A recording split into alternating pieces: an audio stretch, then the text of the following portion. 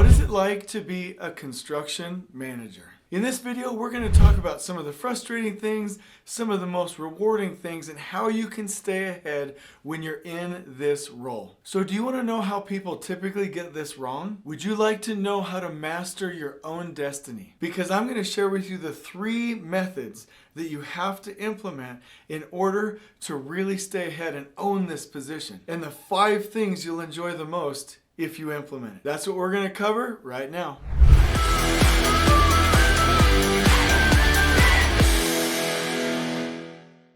All right, so let's do some real talk here. As a construction manager, you can get incredibly behind or, and this is what we're covering in this video, you can stay ahead and really enjoy a fast-paced, complex, difficult, and challenging position, but stay ahead of it and be the master of your environment and also get home on time. So let me first talk to you about what happens when you get behind. And I want you to just understand, like, it's pretty bad. So I hope you're sitting down. Let's go through these one by one. When you get behind, you feel like the load is too much to carry. You get to a point sometimes on some projects where you feel like you can just never make the owner happy. Like no matter what you do, you're always just doing it wrong. When you get behind, you can feel like you're always responding and reacting and behind the 8 ball, just trying to catch up. Then when one emergency happens, another one happens, and then another one, and then you feel traumatized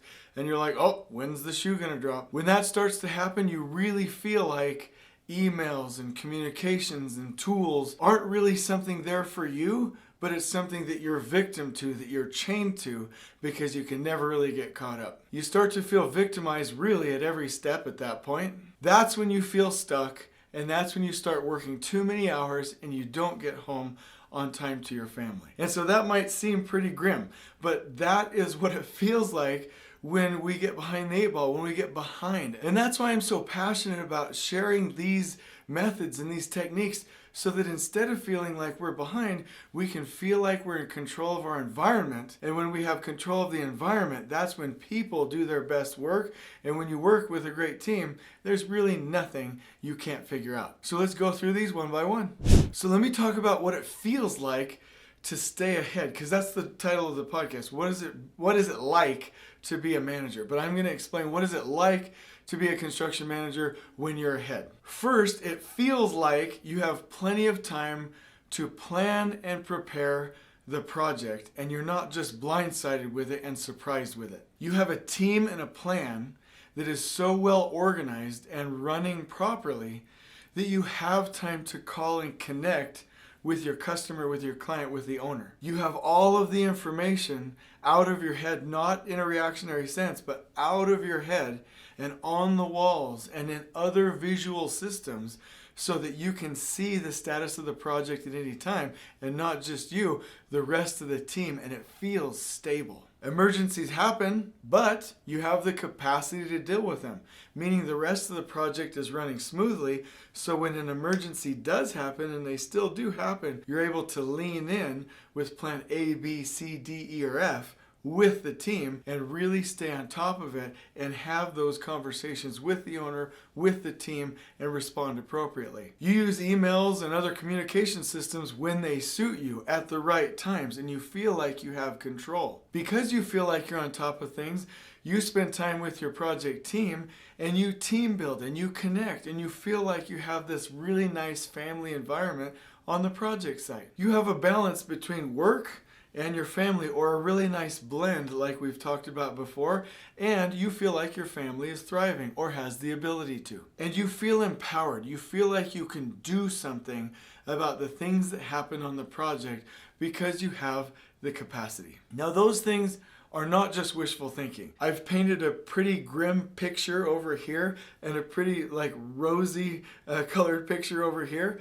I'm telling you, I see this all the time, and what happens is the pendulum typically doesn't stay somewhere in the middle. Typically it swings to miserable or you're in control. It seems to gravitate that way, and I want you to feel like you're in control. So here's how you do it in 3 steps. First and foremost, and I cannot emphasize this enough, and you've definitely heard me say this before, you have got to plan your project. You cannot go build a project that you did not plan. If you are an owner or a business owner or a contractor, you cannot hold project managers and superintendents or other construction managers responsible for a project they did not plan. You must give people time to plan and prepare. That is the only way that they will feel like they're out ahead and that they can be on that rosy side of the spectrum and really enjoy their job and have the ability and the capacity to go solve problems in a balance. That is the only way. So, if your project from start to finish represents 2/3 of an overall duration, you want to at least spend 1/3 of that overall duration in planning, in preparation, because we win in pre-construction. Projects do not go wrong, they start wrong. And over 60% of a project won or a project well done is decided in pre-construction.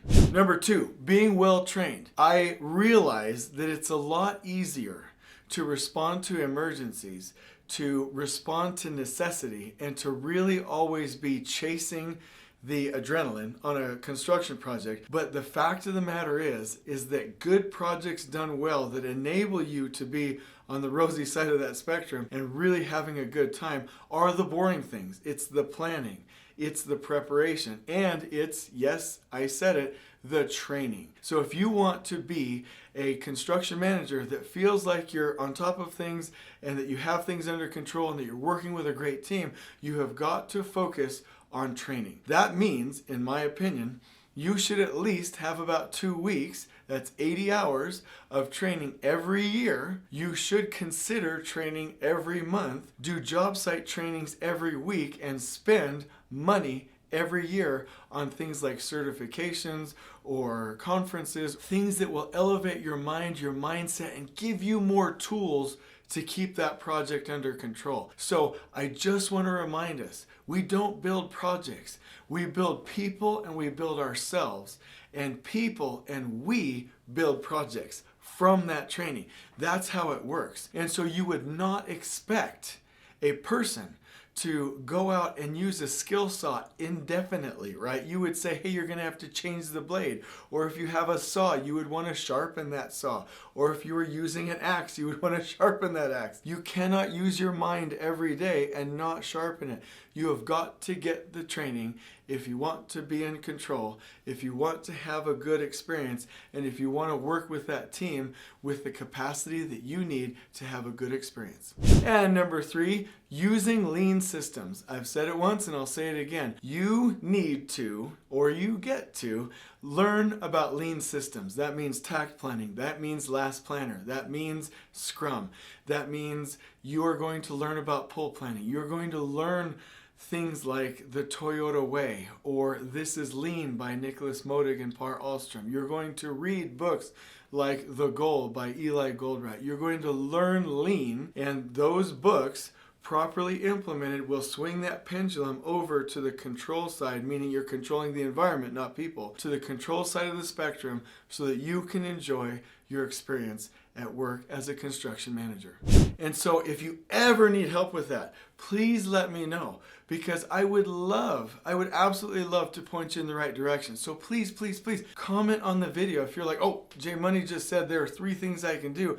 I want to dig deeper into one of those. I'll go ahead and reach out in the comments and we'll get this thing going, because I have a lot of resources that I can send your way for free that will help you to get started. But here's what I want to show you right now. What are the 5 key things that you'll experience when you take that advice? Number 1, and this is my favorite, you'll feel like a military general. I don't know, that may not connect with you, but it connects with me. Like somebody of humble importance, somebody who's planning and winning and conquering and like really doing something with passion that makes a difference, right? You'll be out on your project site not feeling like a victim, but you'll feel like a victor, like you are really doing something, rallying your troops and conquering for a wonderful cause. Number 2, if you're doing this right, you'll feel like your project team at work, because you have time to develop that team, you'll feel like it's a second family. And you'll get to the point where you're like, I enjoy being home with family and I enjoy this team.